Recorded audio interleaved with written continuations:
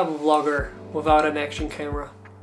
Right before summer, I actually went out and got this, the DJI Osmo Action.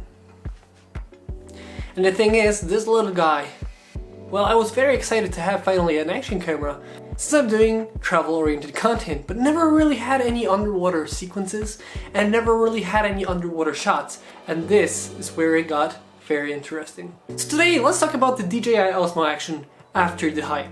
You know, once it got out in the world, everybody was talking about this. All the big channels jumped on this thing and, you know, made all these huge videos, most of them even sponsored. But here it is from someone that actually got it by themselves for their own money, for their own use, and never before have I used an action camera. So it was a very interesting thing to jump into and not really knowing what to expect of it.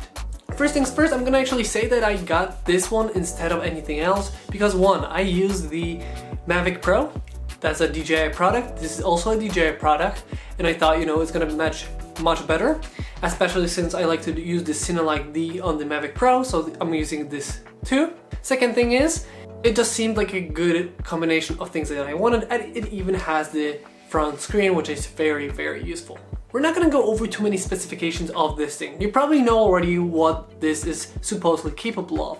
But a lot of times you would hear that, you know, I'm not using a GoPro because it doesn't really actually give a good quality of a video. And I think with last year's, this year's GoPros and DJI Osmo Action, I think the quality is right there. So let's start with the ease of use of this little guy. First things first, you have the two screens, which are very, very cool. The back one, very good for seeing whatever you need to see, very bright and very easy to use. The touchscreen is very good. And then the front screen, I think, is a very useful feature. What it does is actually allow you to have the front screen as a secondary screen. So if you're doing something that actually has to do with the front screen, if you're doing like a vlogging or you're doing maybe something like a shot that you want to see, or you have yourself in the frame, it's very easy. You just have to hold it for 2 seconds or a second and it switches to the front. We're on this screen right now. And if we hold the side button, it turns back to this screen, which is very cool, very intuitive, very easy to use, and I really enjoyed that you have the second screen on the other side.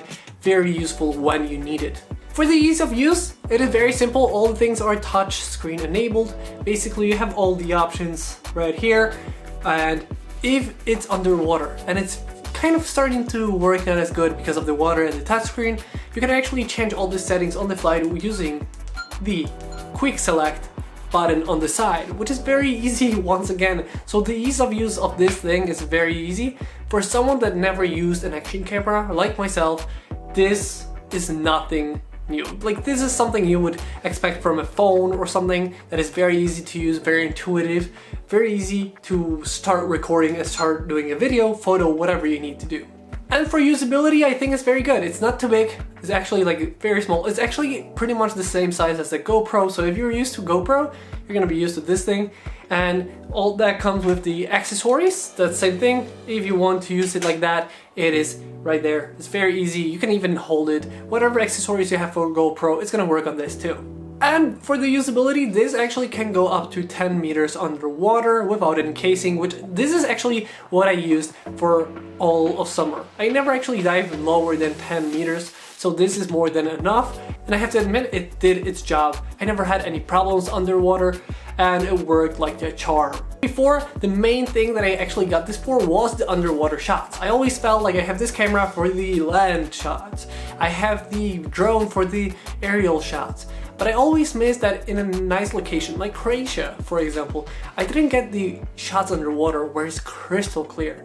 And this thing proved to be amazing. If you want to see examples of this in use for cinematics and underwater shots, check out the Malta vlogs, especially like a Blue Lagoon or maybe some shots in Gozo. I also wanted to test it out as, for example, like a small photography kind of thing that you have in your pocket and you just take it out to take a photo. And right there, I have to say, once again, it proves to be amazing. You know, a lot of times you're gonna pull out your phone and do a photo. I think this could actually be the replacement for that if you want that extra quality. It really has beautiful quality for both photos and video. There's plenty of options in this thing, but let's focus on the video options that we have here. You can go up to 240 frames a second in full HD. which in my opinion looks spectacular, especially underwater shots with bubbles going everywhere, look amazing. The only thing is you don't really have any stabilization when using that.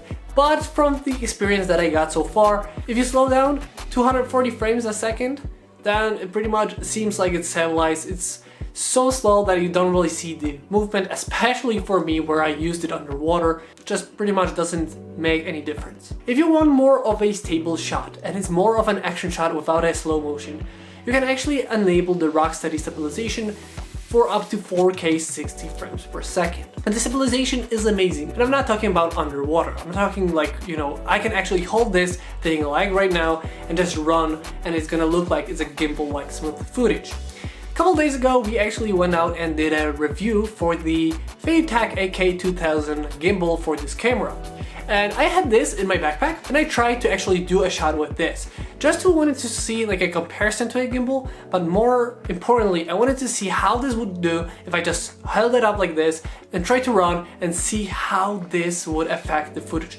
Like how good of their stabilization it would be. And the results are amazing. Like this stabilization is pretty much gimbal-like. It almost seems like some kind of magic that this can produce this kind of smooth footage. I know a camera like this will not have the depth of field, you know, the bokeh and, you know, the zooming capabilities of a camera like this, but what it is made for, the action, I think it is incredible. You can actually use this for cinematic action sequences, and I really enjoy using this. You have options like 720p2, but I'm not gonna go into it because let's be honest, who actually uses it? I think the main two options for video are probably gonna be the 4K 60 frames per second with the rocksteady stabilization, which is amazing in itself, and probably the 1080p 240 frames a second because it looks spectacular. What I also like about this is for the photo and video, not all options, but for many of them, you can actually have it kind of make it so it doesn't look like a fisheye. Normally, this is something that puts me off on action cameras. It looks like very bad, like it creates this barrel effect, the fisheye look, and I don't like it. This actually has a little bit of a crop when you use it, but it actually makes it look much better than without it. Knowing how the cameras work, I was a little bit worried using the 240 frames per second underwater, knowing that a small sensor with not a lot of light will probably not work the best. And I have to say, this is amazing. I never use the manual setting, I only use the auto setting. I think it does very good.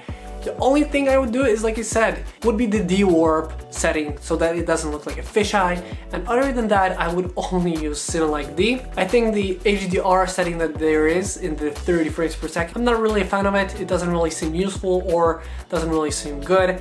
Like I said, the two major things you're probably gonna use is 4K 60 frames per second with the rocksteady, with the beautiful stabilization and very nice 4K footage that can actually slow down even more, or the 240 frames per second on the full HD, which just looks amazingly spectacular.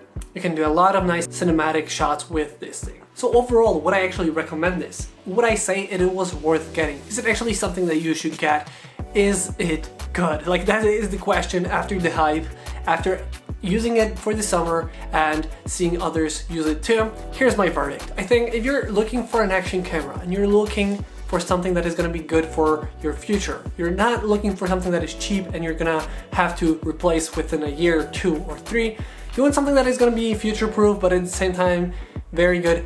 For this moment, it is one of the best, if not the best, action cameras. Well, this is like a easy choice. I would always get this over anything else. At this moment, it is not too pricey for what it is. I think I understand that it's still not cheap, but at the same time, what this package has, I think it's fair, worth it, the price it is. And I totally have to say that I recommend this. I recommend this. If you are looking for an action camera, 100% check this out, give it a go, because I think it's worth it. And it's future-proof. With the 240 frames per second and the 4K 60 frames per second with amazing stabilization, there's no going wrong with it. Quality of the videos, the quality of the pictures look amazing. Even using full auto setting, it's good to go. You can actually use this, incorporate this into your videos. It looks amazing. If you're thinking about vlogging with this thing, I think it's very good because it has the screen for yourself. You can actually see yourself when vlogging. Just remember that if you get into the water, the microphone might get water on it, and because of that, it's gonna sound a little bit worse. But I think from overall experience, I could actually definitely see someone using this as a vlogging camera, especially if you're starting out or you're a traveler and you want to have as lightweight as possible.